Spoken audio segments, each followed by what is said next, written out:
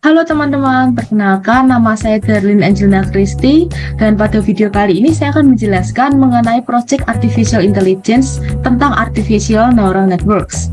Nah, di sini lebih tepatnya saya akan menjelaskan mengenai bagaimana implementasi ANN di dalam dunia nyata saat ini. Nah, sebelum kita masuk ke dalam proyeknya, apa itu ANN? ANN merupakan singkatan dari Artificial Neural Networks yang adalah salah satu algoritma yang dirancang untuk meniru cara kerja neuron manusia. Seperti yang teman-teman tahu bahwa manusia ini dapat menerima rangsangan melalui saraf dan rangsangan itu akan diolah di otak kita dan akan disalurkan kembali sebagai sebuah respon. Sama halnya seperti Artificial Neural Networks, di mana dia ini akan melatih data, kemudian akan menghasilkan suatu output berdasarkan prediksi atau hasil pelatihan itu. Nah, kita akan langsung saja masuk ke dalam studi kasus yang saya ambil untuk proyek ini. Di sini saya mengambil studi kasus di mana aplikasi finansial teknologi itu belum memiliki fitur untuk menganalisis cash flow mingguan atau bulanan. Nah, cash flow yang saya maksud ini adalah pendapatan dan pengeluaran. Nah, untuk konsep proyeknya, saya membuat sebuah website untuk menganalisa keuangan mingguan berdasarkan pendapatan serta pengeluaran mingguannya. Jadi, dia akan menganalisa pendapatan mingguan kita berapa, kemudian pengeluarannya berapa, dan dia akan memprediksi apakah kita itu hemat, atau normal, atau boros. Langsung masuk ke penjelasan algoritma. Di sini saya menggunakan Jupyter Notebook untuk sebagai bahan dasar proyek saya. Nah, sebelum kita masuk ke dalam pembahasan codingnya, saya akan menjelaskan bahwa di setiap Artificial Neural Networks itu pasti memiliki dataset untuk dilatih. Nah, di sini saya menggunakan 100 dataset yang berisi top up, total pengeluaran, rata-rata transaksi, jumlah transaksi, label, dan rasio. Nah, dari dataset ini saya bagi menjadi dua bagian. Yang pertama ada fitur, yaitu dari top up hingga jumlah transaksi. Kemudian label, yaitu berisi label dan rasio. Nah, ini adalah bagian codingnya. Pertama-tama pastinya kita akan meload data dari CSV atau dataset kita. Setelah itu kita akan memisahkan fitur dan label seperti yang sudah tadi saya jelaskan. Nah, setelah itu kita akan memberi label dari label yang ada di sini. Kalau di dataset ini kan masih hemat, boros, dan normal. Nah, untuk mempermudah proses pelatihan, maka kita akan ubah hemat ini menjadi angka 0, normal menjadi 1, dan boros menjadi 2. Nah, setelah itu kita akan melakukan smooth.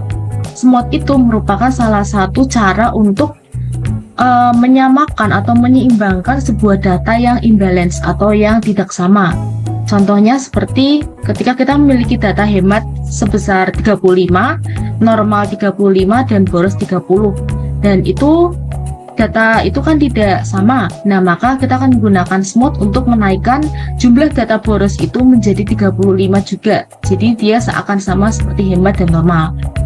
Nah, hal smooth ini dilakukan untuk menambah akurasi dari proses pelatihan ANN ini. Jadi dia tidak hanya mengarah ke satu label saja, tapi ketiga label itu sama posisinya.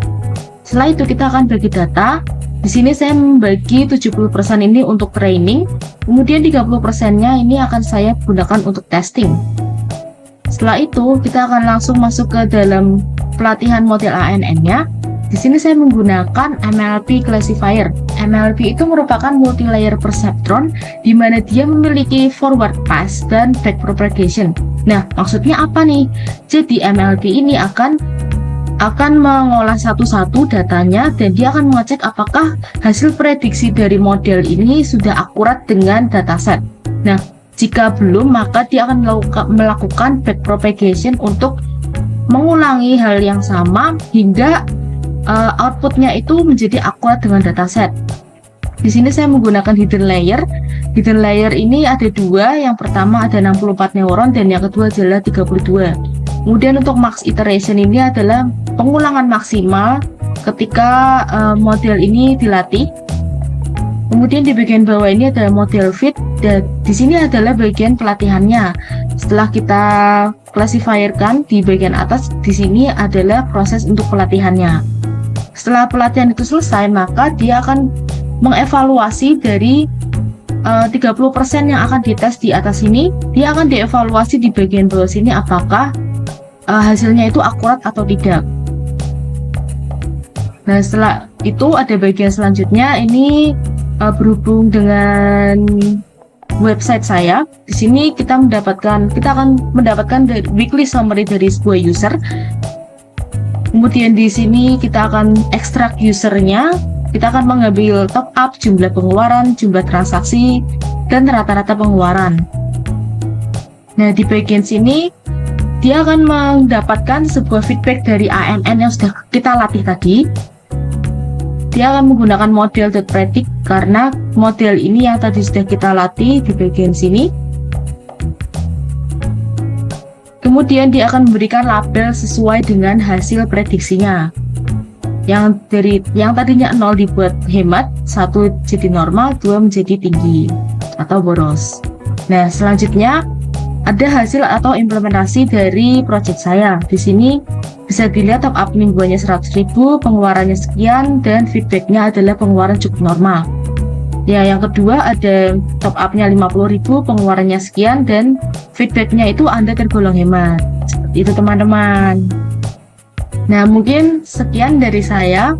Terima kasih, sampai jumpa.